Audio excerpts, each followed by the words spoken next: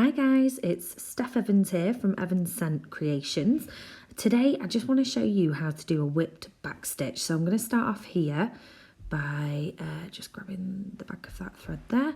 So I'm going to start off by doing the back stitch. So that's my first stitch going in.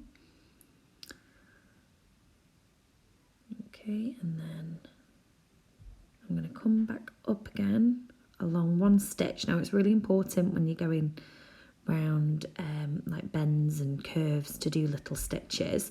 It helps to keep your stitches looking really smooth.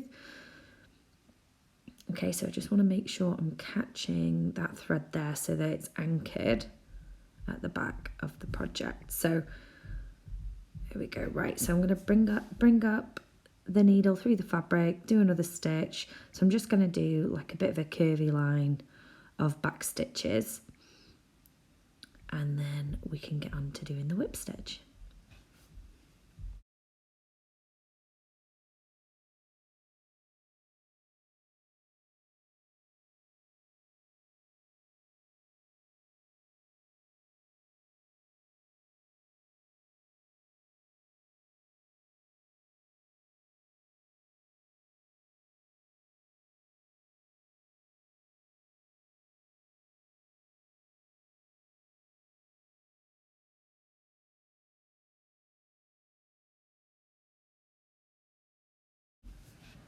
Okay, so I've finished doing the back stitch there, so I'm just going to anchor this thread on the back. So to do that, I just flip the project over and wrap the thread and the needle around themselves just a couple of times, and then I'm going to trim off this thread to keep it nice and neat, stops it getting caught and being brought back up through the fabric when I'm doing stitches. Okay, so the next step that we're going to do is using a contrasting colour.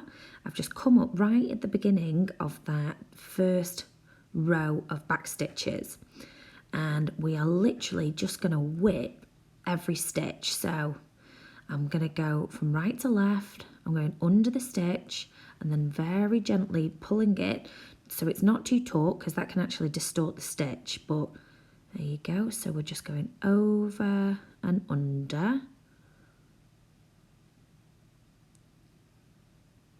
Okay, over and under. And we're going to do that all the way to the end of that row of back stitches. Now this can be a really cute effect for anything Christmassy, so kind of the traditional red and white candy cane stripe.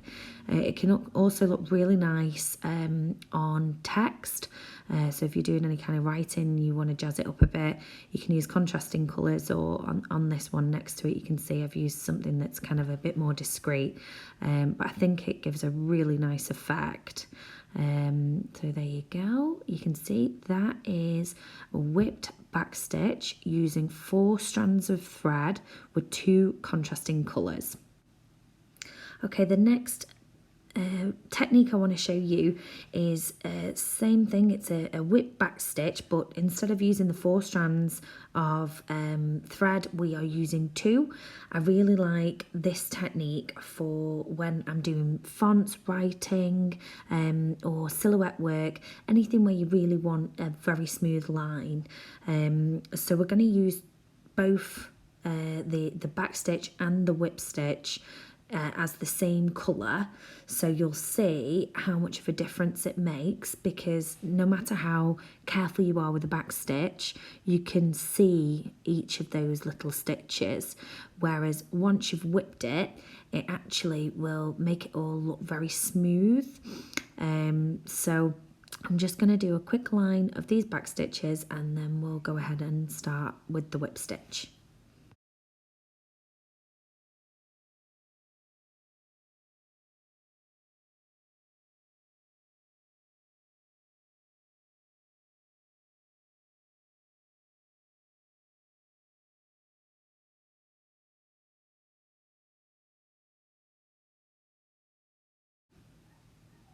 Okay, so we're just going to start with the whip stitch now. So as we did before, we've come up at the beginning of that first stitch and we're just going to go over and under. So here, look, under there, and back over. So we're literally spiraling that thread around the back stitch. So under and then over.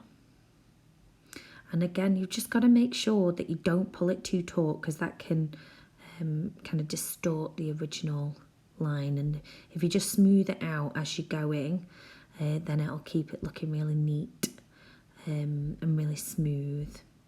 Okay, so can you see the difference here? If you look at the bit that we've whipped to the bit that we've not, you can see it's so much smoother.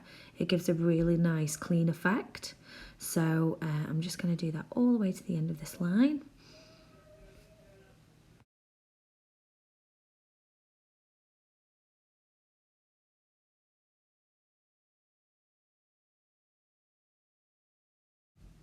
Okay, so that is the whip back stitch using 2 strands of thread and the same colour to give a really nice smooth line effect.